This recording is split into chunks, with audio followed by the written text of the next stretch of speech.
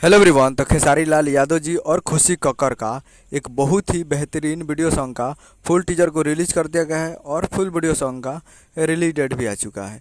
और इस गाने को लिखे हैं कृष्णा बेदर्दी जी और इसमें म्यूजिक दिए हैं आर्या शर्मा जी।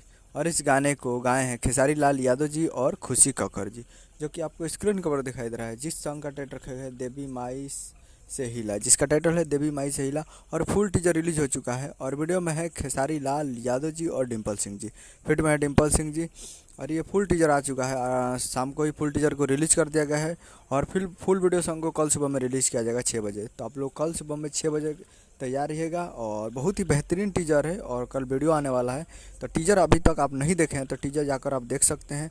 और फुल वीडियो सॉन्ग के लिए कल सुबह में तैयार रहिएगा। टुमारो 6 बज के 15 मिनट पर तैयार रहिएगा global music junction Bhojpuri YouTube channel पे। और टीजर नहीं देखें तो जाकर global music junction Bhojpuri YouTube channel पे फुल टीजर को जाकर देख सकते हैं।